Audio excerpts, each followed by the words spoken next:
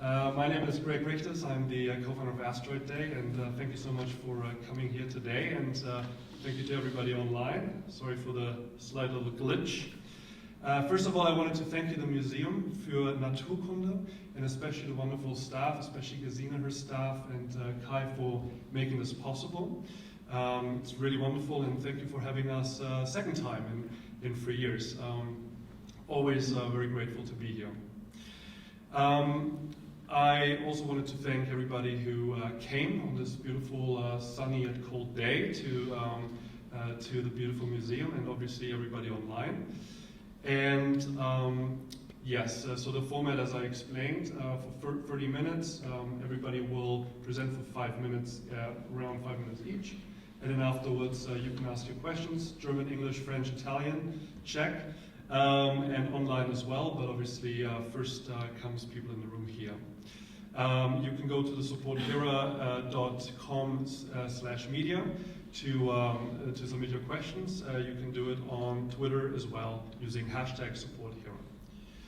So now I would like to introduce the wonderful scientists, and I will do that as we go along, and we're going to be starting with Patrick Michel. And before we do, I will play you a wonderful 2.5-minute film by which Brian made, when he talks about the Hera mission. And I think that's a nice little introduction. Let's see if this works.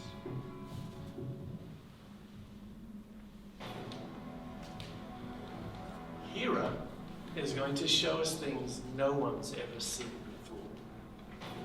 This ESA mission will be humanity's first ever spacecraft to visit a double asteroid, Didymos. This asteroid is typical of the thousands that pose an impact risk to our planet. Imagine a mountain in the sky with another rock about the size of the Great Pyramid swinging around it. That's Didymos. And just the seemingly tiny moon would be big enough to destroy a city if it were to collide with the Earth. But we're going to find out if it's possible to deflect it. This is going to be really, really hard. Aiming at a 160-meter wide target across millions of kilometers of void. Could we stop an asteroid hitting planet Earth?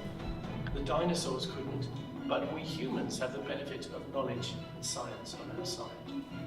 Hera is led by a multinational team of scientists and engineers, humanity's makers and doers. Right now, all we have is many years of research and theories, but Hera will revolutionize our understanding of asteroids and how to protect ourselves from them. First, NASA will slam its DART spacecraft into the smaller asteroid at more than 6 kilometers a second. Then ESA comes in. Hera will map the impact crater left by DART and measure the asteroid's mass. Knowing this mass is key to determining what's inside and knowing for certain whether we would be able to deflect it. Next come our briefcase-sized CubeSats. If you think of Hera like an aeroplane, then CubeSats will operate more like drones, able to take more risks, flying closer to the asteroid, carrying state-of-the-art science instruments. Eventually, touching down. The scale of this experiment is huge. One day, these results could be crucial for saving our planet. Hera's up-close observations after DART's impact will help prove whether asteroids can be deflected. Prove whether this is an effective planetary defense technique, so that if an asteroid ever poses a real threat to Earth, we'll be ready. Well, thank you, Brian, for that. All right. So first, I'm going to give to Dr. Patrick Michel, who's the ADA-AIM Principal Investigator, also from the Observatory Côte d'Azur. Patrick, if you could also start with, the need for Hera now, and also talk about the ESA Ministerial Council's Space 19+. Okay, thank you, Greg. Thank you. Good morning, everyone.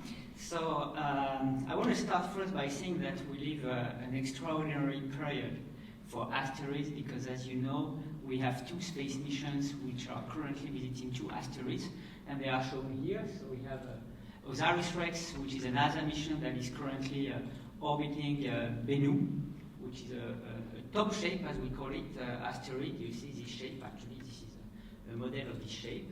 It's a sort of an oblate spheroid with an equatorial bulge. And then you have Hayabusa 2, which just left on the 13th of November, Ryugu, which is also a top shape, 900 meters in size, and got 2 samples and come back to Earth. So this is absolutely fantastic. And of course, everybody is asking what is Europe doing? And in fact, this is related to planetary defense because in OSIRIS-REx, one of the S is for security. So as you see already, even science missions have some return knowledge for planetary defense. On the other hand, Hera is the contrary. Hera is a planetary defense mission. All the requirements are driven by planetary defense, and you can show the next slide. And the reason is that the NASA is going to send DART, which is a kinetic impactor that will try to deflect the secondary of a binary asteroid. And what Hera wants to do is to be able to measure precisely the effect of this impact. So by determining the mass of the moon, by measuring the crater size and crater morphology, and by measuring all the information we need in order to really have a fully documented impact experiment and a deflection test. So this is really driven by planetary defense. However, so the other way around, there is a lot of science bonus, increasing science bonus, I mean crazy science bonus, because you can see here on the left, you have the asteroid Ryugu, and on the top we have a small boulder called Otohime that has the size of the moon. So the target of DART and Hera is actually the size of this small rock that you see on the top of Ryugu. So you can imagine the kind of test that you want to do and the kind of rendezvous that also Hera has to do. So there will be many firsts. That will be the smallest asteroid ever visited, 165 meters in size. The smallest one currently is Itokawa, which is about 320 meters in size, by Hayabusa 1, Japanese mission. This will be the first time we measure the internal properties of an asteroid. It has never been done before directly, and this is also important for planetary defense because the response to the impact of DART is highly depending on the internal structure. So we need this knowledge in order to interpret the impact. And then this will be the first autonomous navigation around such a small body. And if I forget something, is of course the first full-scale cratering experiment at the scale which is interesting for deflection. So this is really fascinating because we don't know what is a 160-meter rock in space. And by the way, this size also is very relevant for planetary defense because smaller sizes, we estimate that they go through the atmosphere and should not leave much traces. Much bigger sizes, the impact frequency is very low, so we don't have to care about them. 160-meter size is a sort of size where we only know less than 30% of these objects. And when they come to Earth, we know that they do some reasonable damages. So this is where we are interested to try to prevent such an impact. And if we could go to the next slide, just to show you the link between science and planetary defense. So the outcome of a kinetic impact, of course, will leave a crater, and the momentum transfer to the target is highly dependent on the amount of ejecta you get on the opposite side. So we need to understand cratering physics. And we already know we have a problem because Hayabusa 2 made a very successful impact on the asteroid Ryugu. They made an impact experiment. It was a 2-kilogram impactor sent at 2 kilometers per second. Compare that with DART, will be 550 kilograms sent at 6 kilometers per second, so we are not at all in the same regime. However, already, even with this experiment, we saw that we have a problem because all our predictions for the crater size were wrong. The crater is about 10 meters size, so it's about 3-4 times bigger than our estimate. The only way to understand it is if we remove cohesion of the surface in the problem. Basically, everything is controlled by the gravity of the body, which is very small. And that poses a certain number of problems. So what we want to see is what happens when we shoot on an asteroid which is only 160 meters in size, the reboom is 900 meters, and whether it's still gravity that controls the crater or not, because that will tell us the size of the crater and the amount of the ejecta. So this is both important for planetary defense, because as I said, the momentum transfer to the target depends on this, and it's also important for science, because the way we date the surfaces is by counting the craters, measuring their size, and estimating how much time it was needed to accumulate this crater on the surface. And also for this, everything relies on the relation between the projectile size and the crater size, which we don't know. So this is to show you that planetary defense and science are linked, but I insist on the fact that all the requirements are driven by planetary defense. So in conclusion, what I would say that with the mission DART and the mission Hera, which take place within the what we call the IDA collaboration of scientists on both sides of the Atlantic, will allow us and will give us actually the unique opportunity to test a deflection, and also will be combined with a fascinating science. So for us, it's very important that Hera is funded. And it's also important for Europe because, as you see, it's the golden age of asteroids. We have NASA doing OSIRIS-REx.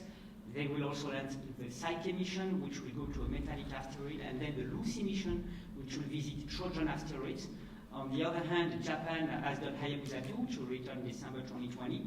And they are preparing the MMX, which is a mission going to the Martian moon Phobos, which we don't know if it's an asteroid or the outcome of a giant impact. So we hope that Europe will participate in the adventure, and I want to recall you that deflection test in Europe, the study started as soon as 15 years ago with the Don Quixote concept, which went into phase A. Then we had AIM, now we have Hera. We also had Marco Polo Arc studies, which were sample return mission.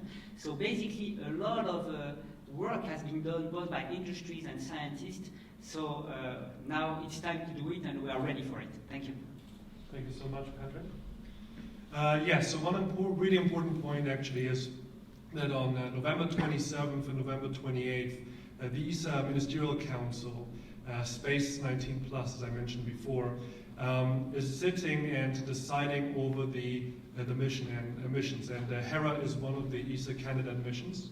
And that's why these scientists in front of you, several of the institutions, and over 1,200 people, scientists, planetary defense experts, and others signed the letter, which is available online. I will read some parts of it out later as well. And that's why it's important, especially for Europe, to make sure that this year we're funding such an important planetary defense mission. This is probably, correct me if I'm wrong, Patrick, but this is the only asteroid mission that one of the European agencies is currently considering, and probably the most important planetary defense mission that we can support at the moment. Yeah, absolutely. There will be a mission to a comet, which is a very different kind. But for asteroid, this is the only one. And planetary defense needs to be an international cooperation. And we started this with our American colleagues. And we actually initiated all these studies. They are going, so we need to go. Thank you, Patrick. All right. Next, I would like to give it to Dr. Kai Winnemann from the Naturkunde Museum in Berlin. Yes. Yeah, as Patrick already pointed out, to evaluate actually the success of these fantastic experiments we'll have, it is very important to see the crater, to measure the crater, to investigate the body and the properties of the body. Why is that important? One day we will really face the situation, it's maybe not our generation, maybe the next one, but we will face the situation that this body will kind of collide with ours, and then we want to be prepared. And we need to make predictions. To design then a deflection missions, we have to predict what's going to happen to deflect it.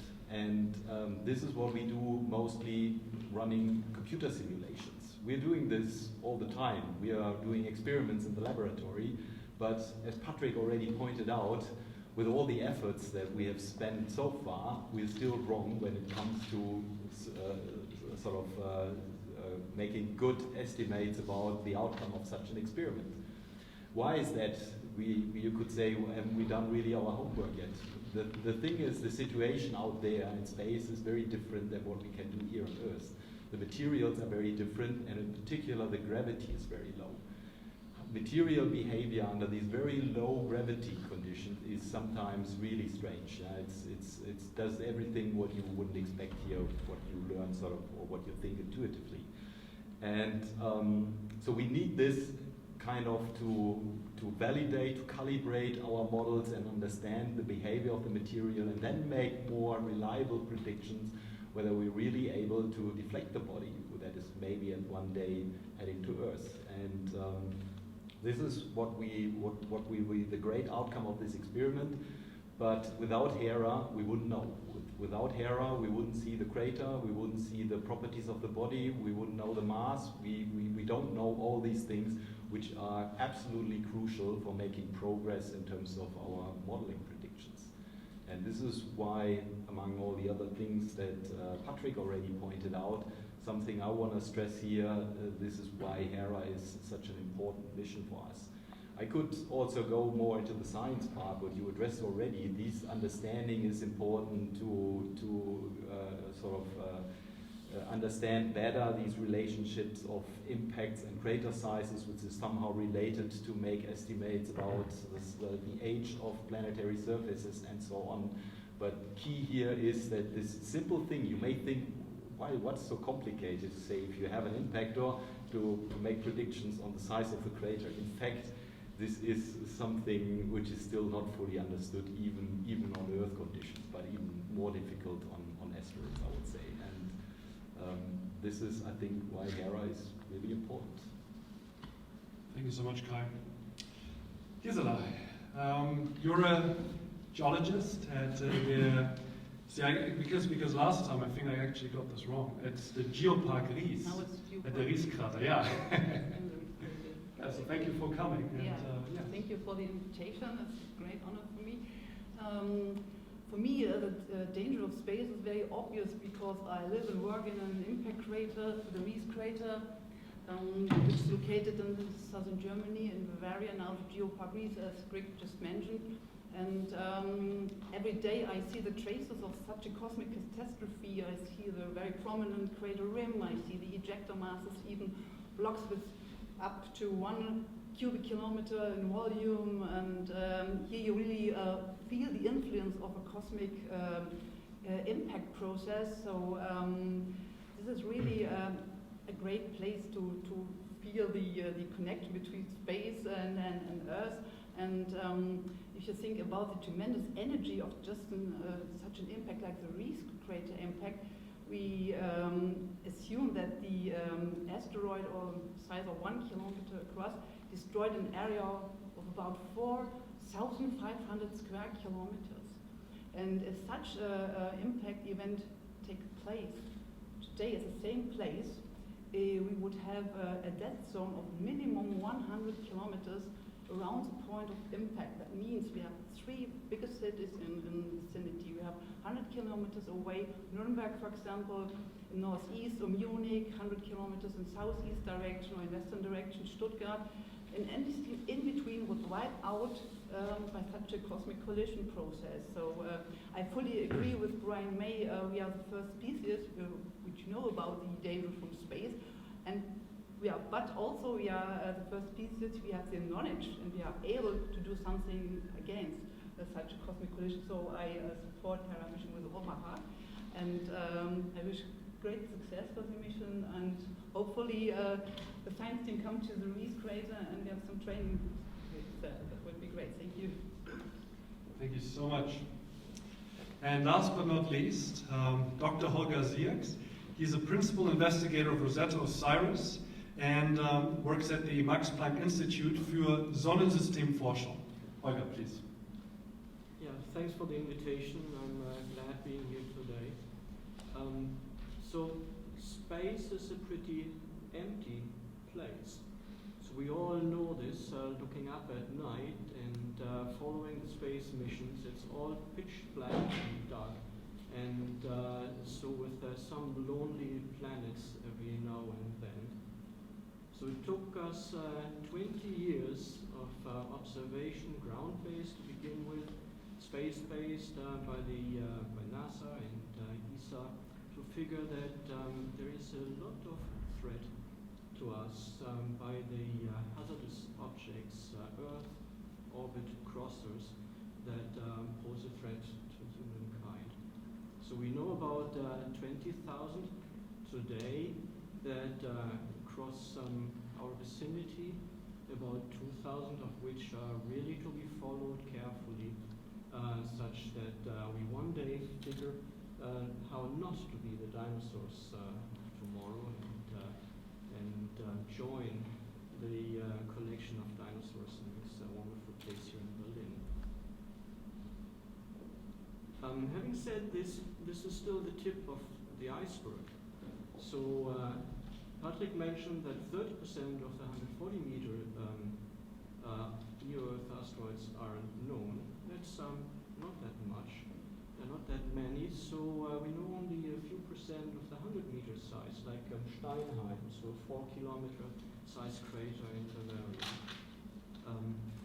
So there is a lot still undetected by observational bias. So they are so small that even with the bigger telescopes, we get them late or never. So we will just see one day, oops, we haven't seen that one.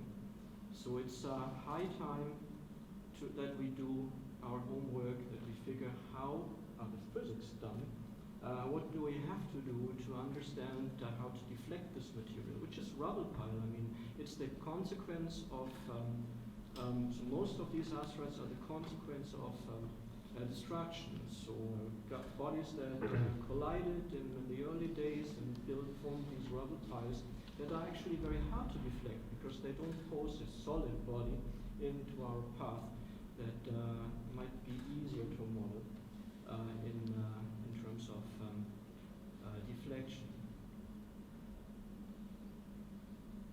Statistics is a tough game. So when following the conferences and people report on the, I think, 50 new detections that are hazardous every year, they quote, it's a probability of impact 1/600, 1/800, 1/2000.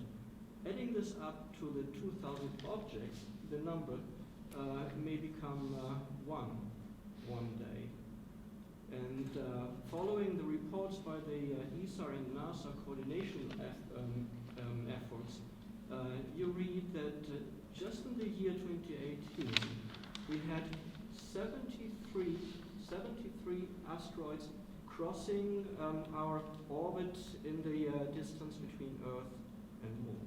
So this is really, you can get your hands on 73 asteroids crossing Earth-Moon distance. So in 5 of them impacting the higher atmosphere with more than a kiloton of TNT, which is 10% of Hiroshima. So we are living in a violent world, so it's not that empty, this space, and it's time to get our tools ready to protect ourselves. Thank you. Great. Thank you so much, Holger. Thank you so much, everyone. So now the Support Hera letter, which was signed by over 1,200 scientists, concerned citizens, is now available on supporthera.com/letter. We also have some copies here for the journalists in the room. Now we're going to give it to questions if you have any. You can ask any questions in German and English, French, Italian as well. If you're online watching, please send your questions by going to supporthera.com/media.